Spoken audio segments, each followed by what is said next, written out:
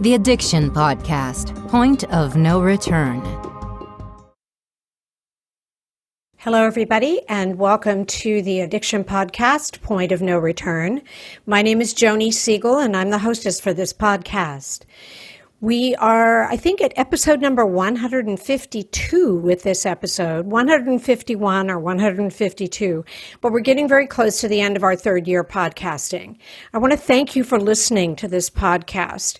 We sincerely hope that it has given you some message of hope and a message that help is available, and that it has spurred you to take action if you know someone who is addicted or if you yourself is addicted. I want to remind you to please subscribe to our podcast wherever you listen to podcasts, and also subscribe and watch us on YouTube. We are doing our interviews in video as well as audio as often as we can, and so you can find us on YouTube at our channel, which is the Addiction Podcast, Point of No Return. So today we're going to talk to a beautiful young woman named Allie Severino. Allie Severino was born in Englewood, New Jersey. As a child, Allie moved frequently between New York, New Jersey, and Florida, becoming a student at over 20 different schools. This affected her in many ways before she ever picked up a drink or a drug. Allie became a part of the foster care system at 12 and eventually relocated for good with her father to South Florida. Allie had already developed a history of drug abuse, but moving to Florida in the midst of a pill mill epidemic became the catalyst toward full-blown addiction. This toxic lifestyle started to quickly take an intense turn in June of 2007 when Severino was arrested for a laundry list of felony charges, including multiple charges of drug trafficking. Today, she is a tenacious crusader in the current drug crisis. Allie has devoted her life's work to breaking down the stigma associated with substance use disorders and increasing access to care for all who experience them. Allie speaks regularly with schools, drug court officials, judges, teachers, parents, and those like herself who are dealing with addiction. Let's talk to Allie. Allie, thank you so much for being on the podcast today. I really appreciate your willingness to share your story. Of course. I'm so excited to be here. Thank you for having me. Well, I think that a lot of times people don't want to share this part of their lives because it oftentimes is not maybe the best time of your life when you're addicted, but I feel like when you share a story like yours that it's going to resonate with somebody. Yeah, and you know what? I was that person for a really long time. The first probably 5 years of my recovery at least, I was in total anonymity everywhere I went, work, and I just did not tell I just never told anyone. I still don't, even when I do shows or whatever, I never really say what program I work. I try to keep that, but, I've started telling my story and it's nice. That's when awesome. the times are moved, it's better. Well, it helps people. I know it does. Totally. So tell us about your drug history. How did you get started on drugs? So, I guess I started experimenting at a young age, though at a very young age, let's say 7, 8, I was like the biggest dare advocate kid, right? So that was totally me because both my parents drank a lot. And so I hated it. And I bought into dare. I was like, they are totally right. You're going to die and be awful if you do drugs. And I guess my first experience, I was at a good friend's house. Her older sister smoked weed. They had this bong out, and she was like, and she went to go, and I blew the lighter out. I was like, no, what are you doing? Oh my God, can't do that, it's so bad. And she was like, no, it's not. And she did it. And I remember I tried to hit it then next. And I blew the water in. So if you blew the water in a bong, it comes out the spout. I didn't know. I was probably not. I think I was in 5th grade. So, after that, I started to experiment a little bit more. I guess I saw other people doing it. And the interesting thing is every time I tried my first drug, I don't think I ever really loved it. Right? Some people have that love the first time they do it, and it's forever. For me, I didn't have that, but I kept doing it until the time I did it, and I was like, oh, I really like this. And weird, right? And so, I guess at 9, smoked weed, what's 6th grade? I don't know, 6th, 7th grade, smoking weed regularly. My home life was different. I had lived with my mom until I was 7. And when I was 7, I ended up with my dad. Right, it's a long story. My mom doesn't love me telling it. She wants to sue me. Anyway, so I started living with my dad, and it's, me, him, my stepmom. He's sober. My dad had 5 years in sobriety, and I used to remember him coming home with his coins and all this stuff. But eventually, my dad did, slip. He relapsed. And around that time, I went into foster care for about a year, a little over a year. And I guess during that time, I started acting out more than ever. I guess when my dad, started acting out, so did I. And I don't know, I haven't really seen a lot of therapists, but I'm sure it has something to do with that. When I was younger, I went to probably 30 different schools, and maybe that had something with me feeling like I didn't fit in, but drugs were a way for me to fit in with people and make friends easily and whatever. So cocaine, ecstasy, weed were like the main things. I never drank though, because I hate alcohol, because my parents, right? So my dad, when I get out of foster care, he's supposed to stop drinking because he lost me because of drinking. Right. And he had to do all these things and, parenting classes. And I finally get home, and he cracks a beer. And I kind of like had this shift in my mentality. Yeah. And I was like, well, fuck it. Or can I curse? That's fine.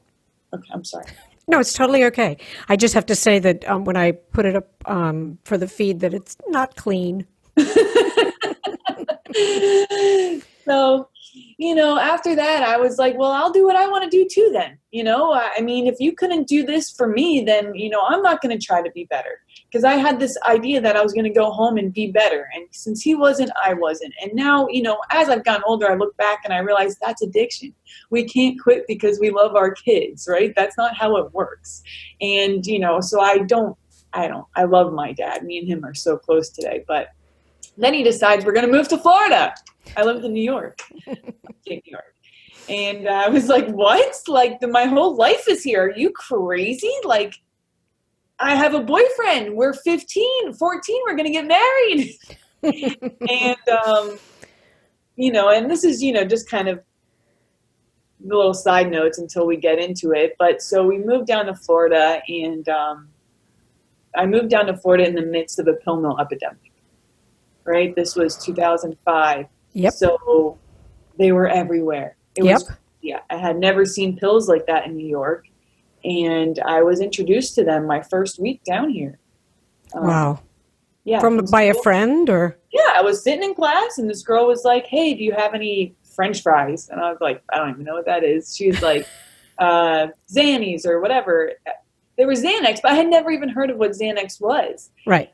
And I was like, no. She's like, you got to try it. And I was like, all right. And I was trying to make friends because, again, I'm in a new school with new people, and I wasn't really sure how to do that without smoking weed to connect with them. So I tried Xanax. I don't remember it, like most people who do Xanax, right? And I guess it just starts to evolve from there. I had been selling a little stuff here and there, ecstasy, but so yeah. So at that point, I'm doing Xanax regularly, cocaine, and smoking weed. And selling.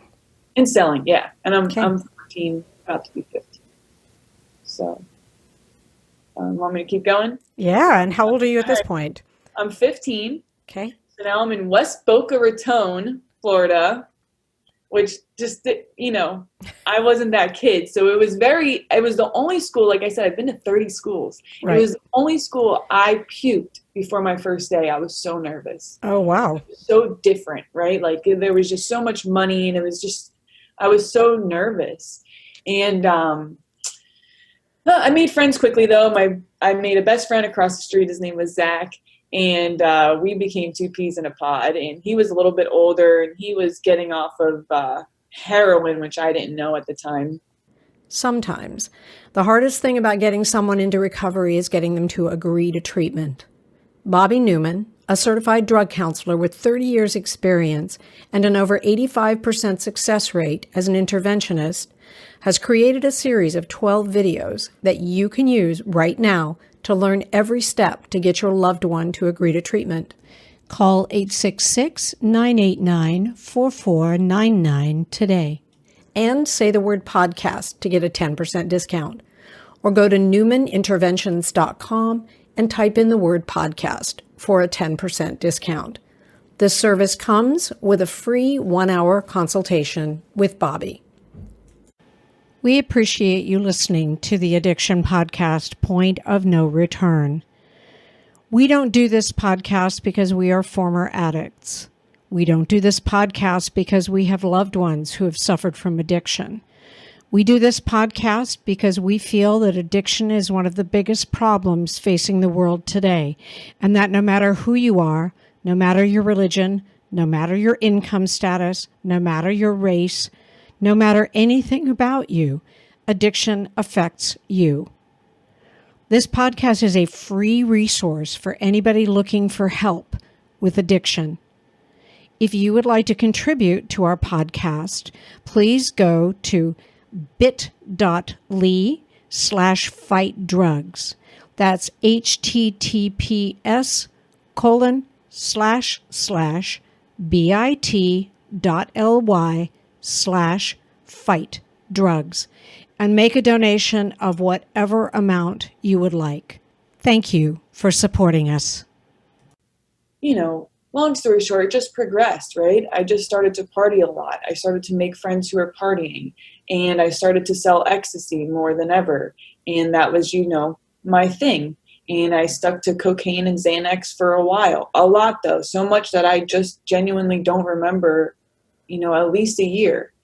And I started keeping track of it because I'm just that kind of person. I had this little black book. And I would write what drugs and what I did every day because I couldn't remember because I'm taking, 20 milligrams of Xanax a day. And I can't remember anything. Wow. So I'm writing in this book everything that I'm doing, right? 1 gram of Coke, this, whatever. And there was a night where I was supposed to be working. I worked at Party City. And I was supposed to be working and I didn't go in. And I ended up eating a bunch of muscle relaxers, somas. And I guess it was like an overdose. I was going into convulsions and I don't remember anything. And I burnt myself all over with cigarettes, whatever. And after that, I was like, oh my God, I need to slow down. Okay. It was just a really bad night. I'm not going to get into all this, but it was really bad, really bad. Okay, Allie, I just have one question though. Do you still have the book? Do you ever pick it up and look at it? Oh, no. I wish I did. Yeah. No, my dad moved when I was in rehab and he got rid of all my stuff, because people were coming there threatening him. I left my dad in a terrible position. I got it. Yeah. I wish though, but I remember after that night I wrote somas, right? I gotta quit. I gotta stop doing this shit. And I made a firm resolution. Me and a friend of mine, we said, we're not doing it. We're gonna stop. Just weed. We're just gonna smoke weed. And I did that for 2 days. That's how long I lasted. 2 days. Wow. And, then you don't know then that this is this cycle and you have this obsession. That's not a thing that you're aware of at 15 years old, but I just knew that I made this huge pact to stop and I didn't. Well, especially at 15, you're invincible. Nothing can hurt Totally. you. Nothing's ever going to harm you. No. Eating bad food doesn't hurt you, so you can stop the drugs whenever you want.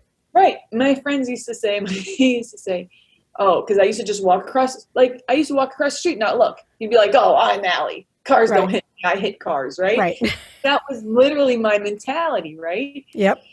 And eventually, I'm really selling ecstasy. I had done oxys a couple times, but I didn't like them. Like every other drug I tried, they weren't my favorite. They made me tired and I like to be up.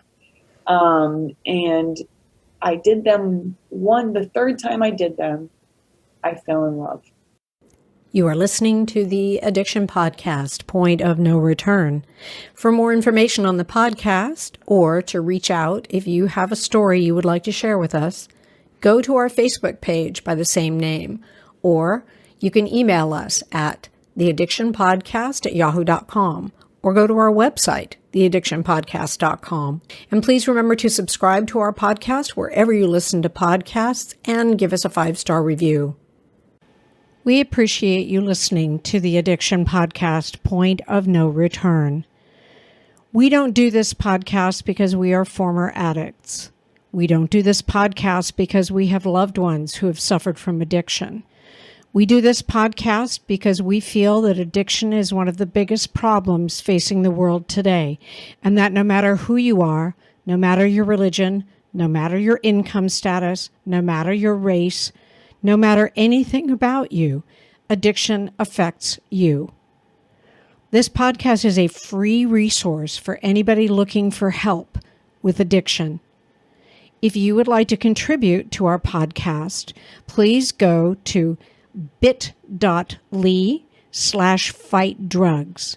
That's https://bit.ly/fight drugs, and make a donation of whatever amount you would like. Thank you for supporting us. And I did them every single day after that. I never missed a day after that third time. And, life just changed so quickly. Before it was kind of manageable and, I had friends but my whole school was on these drugs. Back then we didn't have these powerful speakers that came in. We didn't have this education that we have today. We didn't have any of this stuff. And so we didn't really know that these drugs were so addicting. We didn't know what our lives were going to become the first time we used them. Would it have made a difference? I'm not sure, but maybe. And so I go on that path, and then I start selling them, and then we're doctor shopping, and then I'm living at, my boyfriend's apartment because my dad had kicked me out because he knows what's up. He knows that I'm selling, because when you have these pills, the kids are they're coming by the dozen, by the busload to pick them up. And there's this one guy I had met at a rave club, and he had been buying ecstasy off me, and I didn't really like him to begin with, but I'll tell you why. So had a bad feeling about him. So I had been selling to him, and, it was 3 times I'd sold him a few hundred ecstasy pills, and the last time he wanted 1,000. And I was like, fucking sir, no way, right? That is such a setup. No way. He wants 1,000 and he wants to pay this much. That doesn't sound right to me. But me and my boyfriend are so strung out because, remember, I might be selling drugs, but I'm broke, okay? Because I am getting high. Right. I don't have any money. I don't have food. I'm living off of Slim Jims and Arizona iced teas. That was literally what I ate every day. And, it's not this luxury lifestyle. I'm sleeping on the floor in an apartment with the the guy who I'm paying to go to the doctor because he's an actual adult, living in my bedroom, freaking out every day. It's a just disgusting, gross, power turned off place. It's not sounds nice. I forgot to add all that stuff. Right. So no, it wasn't fun. So my boyfriend just couldn't resist, right? He had to answer the phone for this guy because we were being greedy and we needed money. And so he answered the phone and he was like, listen, I'll take whatever you got. We said, we have Oxy 80s, we got Roxy's, whatever. He was like, okay, I'll take a bunch. He took a bunch of stuff. And I said, okay, we'll meet you. Now, me and my boyfriend at the time were like, this is it. We are leaving this drug dealer in here because he's going to murder us when he finds out that we spent the rent money on drugs. Okay. Everything's fuck. And he's literally going to kill us. So we need to get out of here. We're going to do this last deal and we're going home. I had my bags, I had, trash bags full of my clothes. I already brought it to my dad's. His mom already had a plan for him to go to treatment that we didn't even know about. We go do this last deal. And I'm sitting in the car because we're selling them a few different items, so different price points, need a calculator. I'm high. I don't know what's going on. I'm calculating things, And I look up, and it's the Organized Crime Task Force. Oh my God. They're guns, masks, Jesus. I was like, me? You're here for me? I throw the drugs at the confidential informant, this guy who's been meeting with me. I'm like, he did this. Like, he was that guy. And they're like, no, you get out, right? And I'm like, oh my God, is this real? Like, what just happened? Like, what just happened? And, but of course, I'm 17 at the time. I think 17, what are they going to do? Put me in jail? Someone told me that. It's a myth, guys. You can definitely go to jail if you're under 18. Okay, that's a very good point. I hope people listening get that. You can go to jail under 17. Yeah. I mean, under 18. Huh. Yeah. So you're 12. I was in there with 12-year-olds, okay? Like, you can go to jail at any age. It was crazy. So whatever. They want to contact my parents. I'm like, they're dead. They don't exist. I don't know who you're going to contact. Because my dad's literally going to murder me. Like, my dad's an army militant, like, guy. Okay? He's not compassionate towards this kind of stuff. And was he clean and sober at the time? No. No. Oh, okay. No. He was drinking, but, my dad's always held a great job, and he's very functioning. Okay. And so and even the drinking makes it even scarier because, when people drink and they get angry, it's just volatile. Right. And so eventually they have to call him, and he's like, yeah, I don't care. I told you to stop. Bye. Okay. And I said, I told you guys that's what was going to happen. I don't know why you made me call him, just send me up the river. What are you going to send me next? So they sent me to the juvenile detention center, and, I was there detoxing. And they had no idea what was going on because it wasn't common back then. This was 13 years ago, 2007, 13 years ago. Yeah. And so you were Dopesick, basically. Oh, yeah. Oh, I have a screeching habit. I'm doing, 5 Oxy 80s a day, maybe 10 Roxy 30s. Like, that's just like, you can't even they don't even make them anymore. These drugs were so powerful. And, I was very sick. And, the staff there, the COs or whatever, they're just giving me the hardest time, and no one knew what to do. And I was in there for 4 drug trafficking charges. Now I'm facing 120 years in prison. I don't even care if I'm so sick. All I can think of is getting high. And my boyfriend, who ended up telling on me anyway. Oh, okay. Yeah. It's love. It's just drugs, guys. You're not in love. Trust me. Okay. Wow. So I go do my arraignment. They're like 120 years. I'm like, this is crazy. I'm 12. What do you mean 120 years? Like, right? And they say, we're going to see if we're going to file and charge you as an adult. And so they have like 20 something days to do that. Wow. And they don't do that by let's say 21. They don't do that by the 21st day at 5:00. You get released. Wow. Right? Okay. So I'm like, all right, let's hope they forget. Wishful thinking, right? So it's the 21st day. It's 4:55. And I'm like,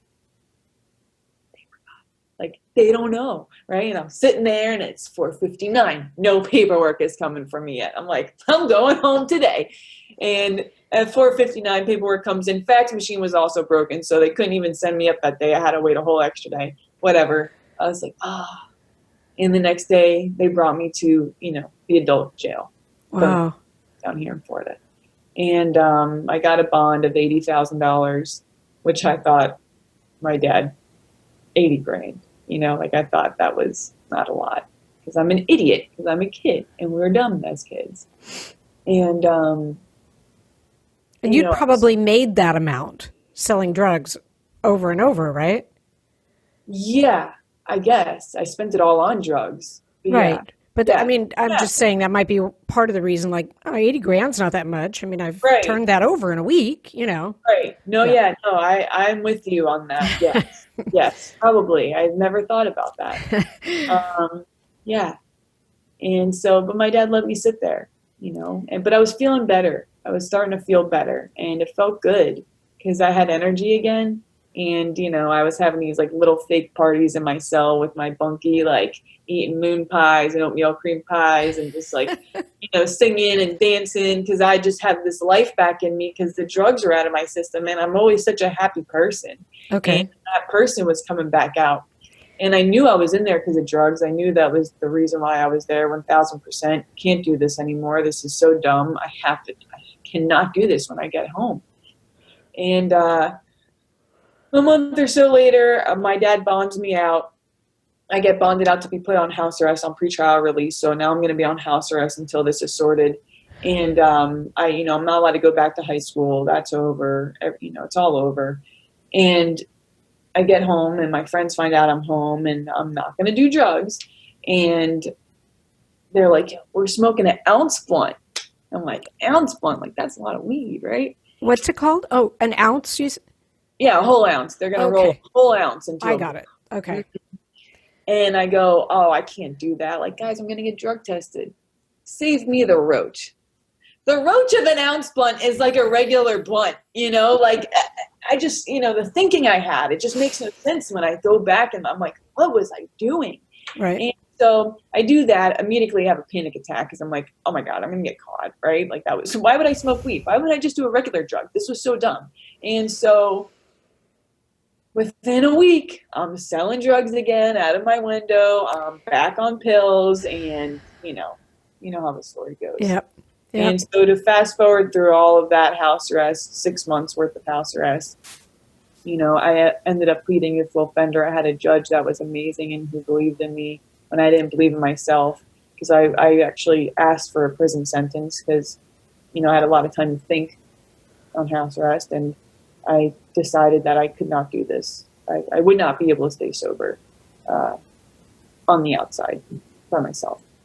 And so maybe prison was the best idea, because if I fuck up later, I'm going to go for longer. And I just would rather get it out of the way right now and be out by the time I'm 20 or, 21. And because they ended up getting to me down to 3 years minimum mandatory. And so that's what we were going in there for. And the judge said no. Judge said no. I'm not doing this to this young girl. She needs help, and you got to come up with a different plan. And so, as pleading youthful offender, the highest amount of probation they could give me was 6 years. So they came back with the 6 years probation, 2 drug tests a month, blah, blah, blah. And I'm like, 2 drug tests a month? Are you kidding me? I'm never going to be able to do this. And I take it, and now I'm homeless because I'm off house arrest. My dad is so fed up. He kicks me out. I'm sleeping at like local pools. I'm breaking into people's houses just to have shelter to sleep. I wasn't even stealing anything. I was like literally just sleeping in their houses unbeknownst to them.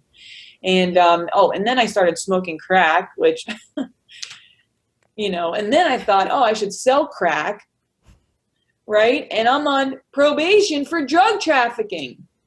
Man. And, I know a lot of people have these stories, and I guess mine's a little different. Maybe because I was just so dumb and young. But I had to go to treatment. And this is the point of no return that you're talking about. Okay. So. But did you decide to go to treatment, or was there an intervention, or was court ordered? Court ordered treatment. Okay. Court ordered treatment. Court ordered assessment. I didn't have to go to treatment. I had to get an assessment done to see if I needed treatment. Now, my PO was on my ass because I had been faking my piss test now for about a month and a half, and she knew, like, how do you not know? I look like a junkie, right? I'm like 80 pounds. I smoked crack on my way there. I look terrible. And, I'm passing these drug tests with flying colors. Something's up.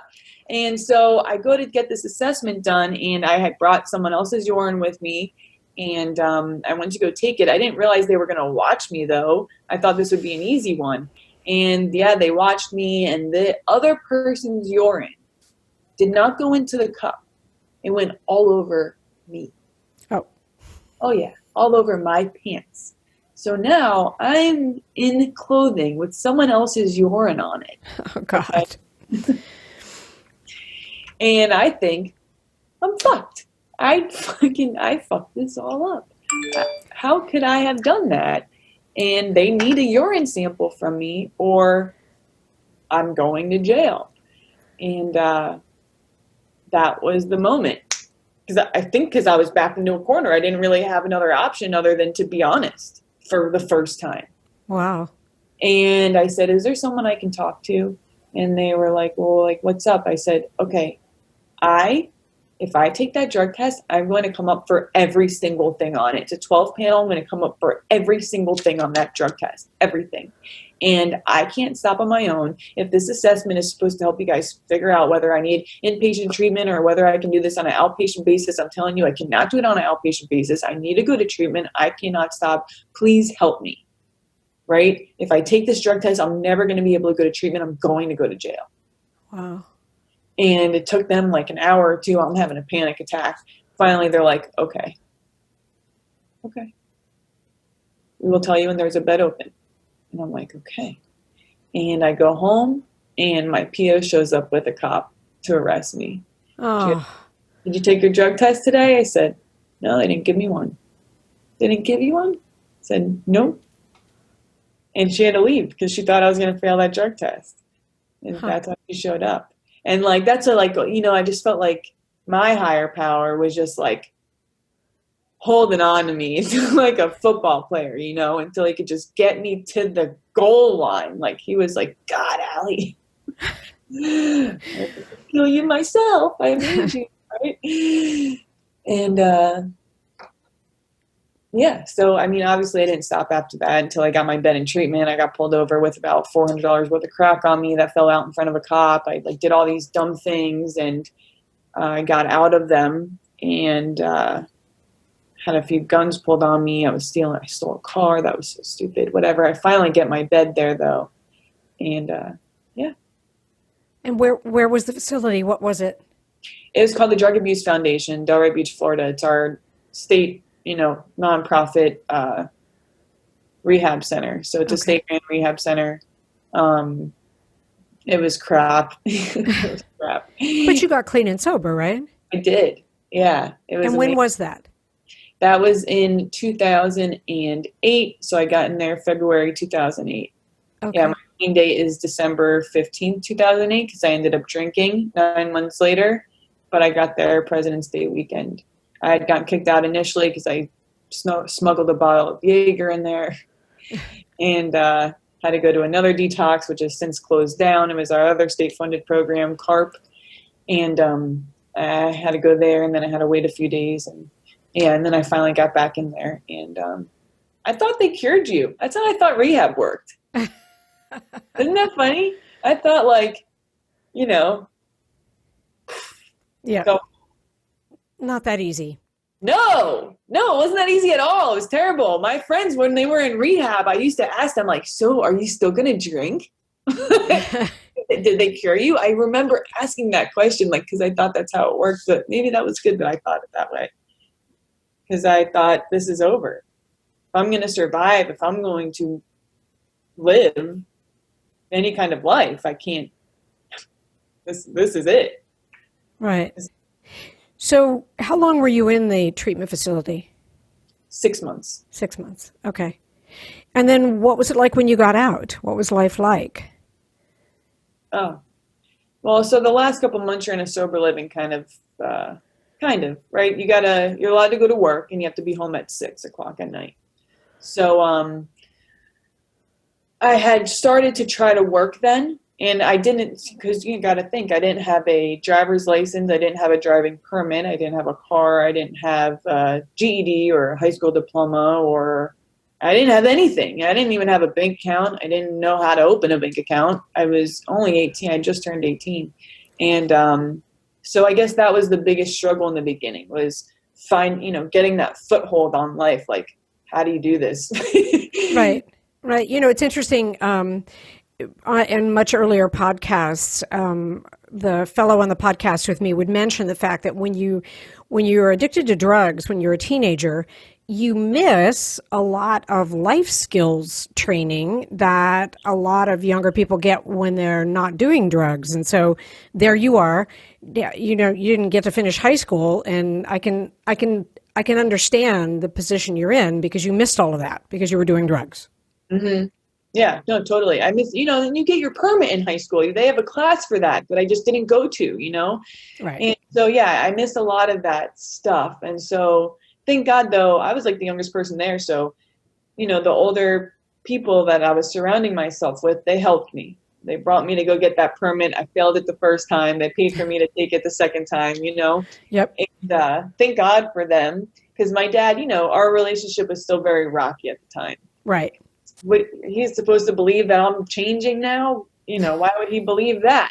Right. I get it. And I'm grateful for it. And so I slept on a friend's couch. I didn't know about real sober living. So I thought where I was the only type of sober living. The internet wasn't as big then. It wasn't like how it is now. Right. It makes me sound so old, but right. So, I start saying on a friend's, I met a boyfriend in rehab. Okay. Yeah. How did that go? Well, just kidding. But we survived with each other for a little bit. And then, when I had around 9 months, I ended up drinking. I wasn't working, for me, I wasn't working a program. I had stopped doing all the things that they taught me to do, to get better. And, I drank, and the next morning I woke up and I said, either I got to tell somebody about this and be honest, or this might continue. So I did. I called somebody. I said, listen, I drank. I felt like shit because I never drank. I've never really drank before. And I was like, what do I do? I feel terrible. And they're like, we're not going to tell you what to do. I guess it was like drink more alcohol or whatever.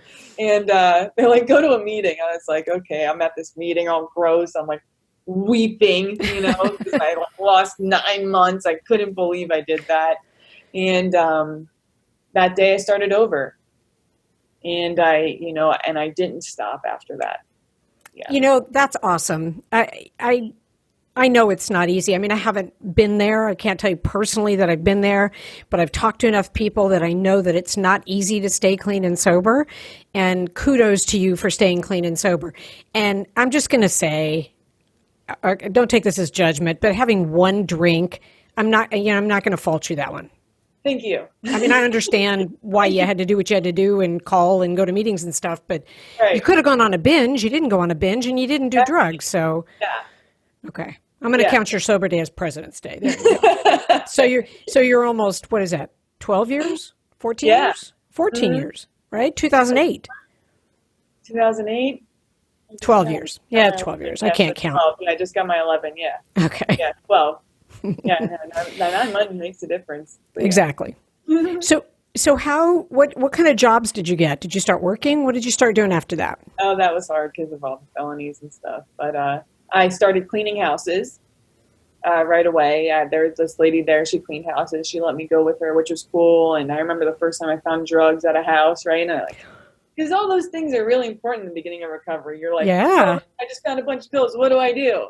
You tell somebody right away, Exactly. I'm not going to take them, but I got to tell somebody. I remember making all those, early recovery decisions, right away. I found these things here, and, I did that, and then I started waitressing. I got a job at a bar, which they hated me because I didn't drink, and I wasn't a fun waitress. I was a not fun waitress, I guess. And so they kind of fired me, and then I worked, little jobs like that. I finally got a job at a country club serving. I worked there for a year, and my dad helped me get that job. It was really hard for me to get a job. So you guys had started to reconcile then? Yeah, that was probably about a year or two into my recovery. Probably 2 years into my recovery. Yeah, we definitely started to talk more, but not like how we do now. I still would never have a key to his house or anything like that at that point. And so he helped me get that job. And that was all right. I got fired because it's not the server type, especially at a country club. But right, So yeah, and then what did I do next? Allie, let me stop you for just a second. Did you just do the one rehab? Is that the only rehab program you did? Yes. Okay. Yeah. Cool. I'm sorry. You were then going to say where you went in terms of work. Because after that, it was like, I didn't know what I wanted to do. What do I want to be? I'm not going to college. I am in college now, but then I thought it was very dumb. I was like, all right, I'm not spending all that money. Like, that's crazy, right? And so I got into sales, and then a little bit after that, I started my magazine. I started a magazine called Fresh Start, and it was an addiction recovery magazine. I did it anonymously. No one knew that I made it besides the people that maybe bought ads, but my name wasn't in it.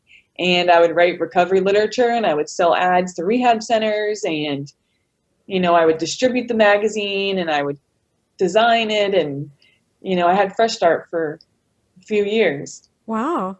Yeah. What happened to it?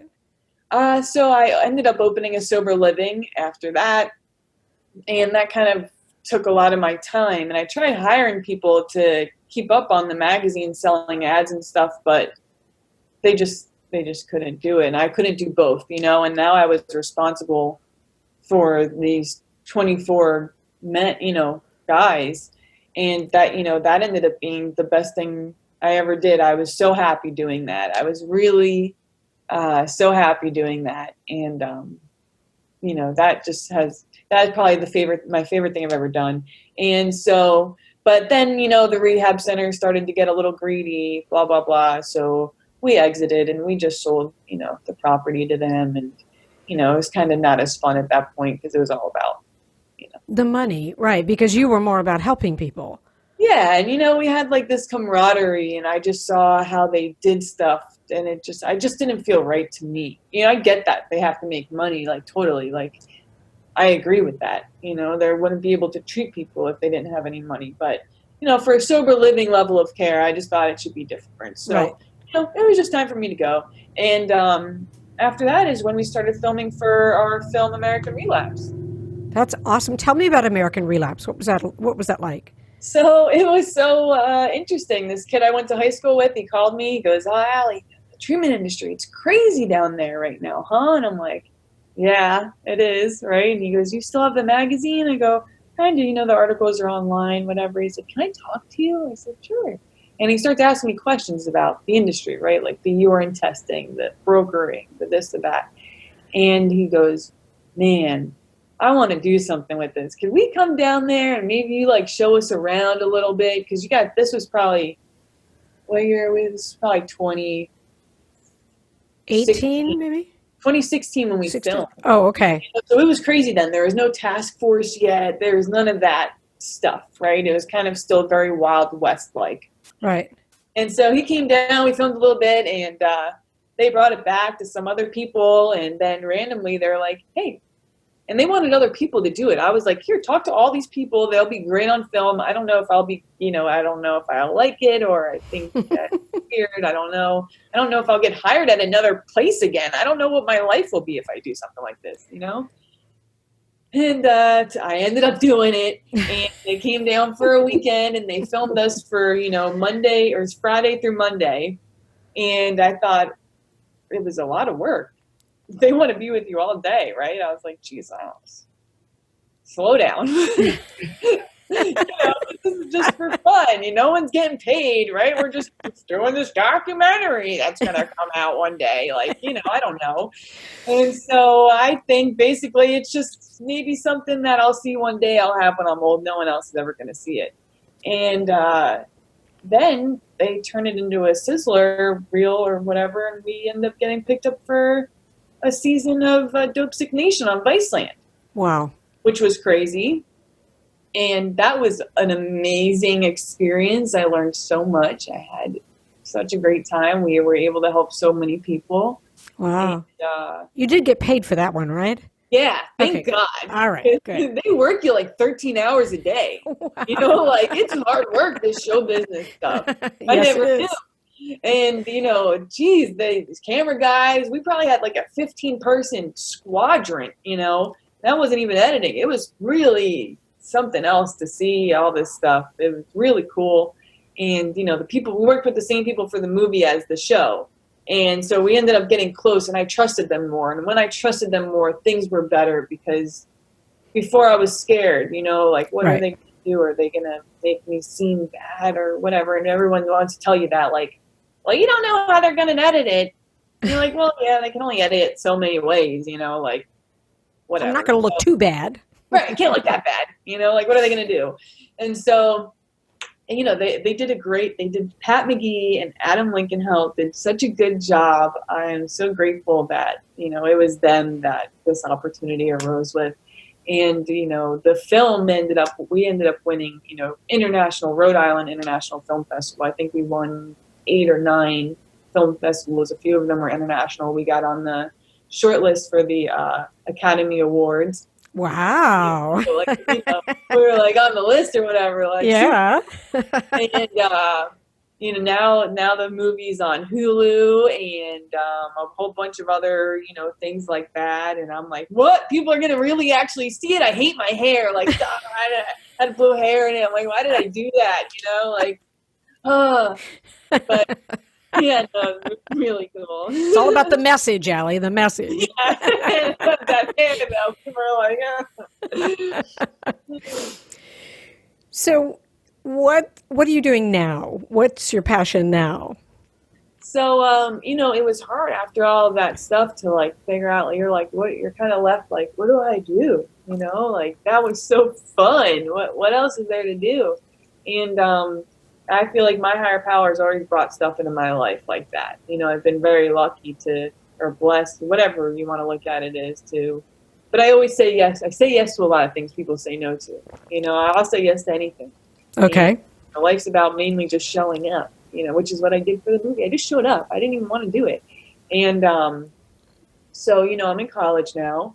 What degree are you going after? Business marketing. Okay. So I think that's fun. I think I can work anywhere with that, whether, I think it's great to have that kind of degree. And I'm very early, far from being at the degree part. That's okay. It's great to be in school. I used to hate it. God, I hated it so much. I told everyone, just Google it. What do you need to go to college for? And let me tell you, if your confidence is low, go to college. If you don't know what to do, go to college. If you're lazy, go to college. Because if you're a college student, you can just be like, I'm in college, and everyone kind of forgives you for everything. It is the best. You guys are missing out if you're not in school right now. So go to school. And I work at Addiction Helpline America. So they're kind of like an online, it's a directory, because instead of just working for one facility, I felt like, I don't know, I just felt like it was so I can tell this person to go here, why? Right. There's a country full of amazing facilities. Yours is not always the best for every patient, and that's wrong for me to send them to whatever place. So, just to be able to have them go on this site and just look up everything that's near them. Right. And, whatever is best for you, and I'll talk to you and help you out with it. But, so for them, I make videos and I make content, and I like that. They've given me the opportunity to just do things I love, like video. Right. I've been doing video editing and blog writing and being able to be creative, and, no rehab wanted that. They all want you to go get clients and do all this crap that I suck at. My clients don't have any money or insurance, Right. They're like, Allie, help me. They're all like that, so it just wasn't a good fit for me. And, this is much better. So I do that, and I started speaking with Michael De Leon. Yes. Yeah. At schools, and I'm super pumped about that.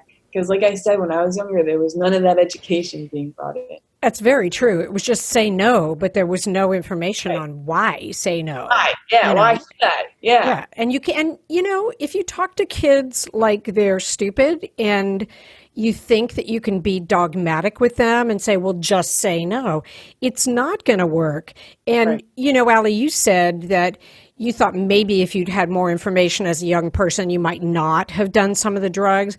Well, I actually believe that's true. And so you going into schools and actually giving the kids true data, like, hey, Right. I'm not just preaching to you. I've been there. I've done that.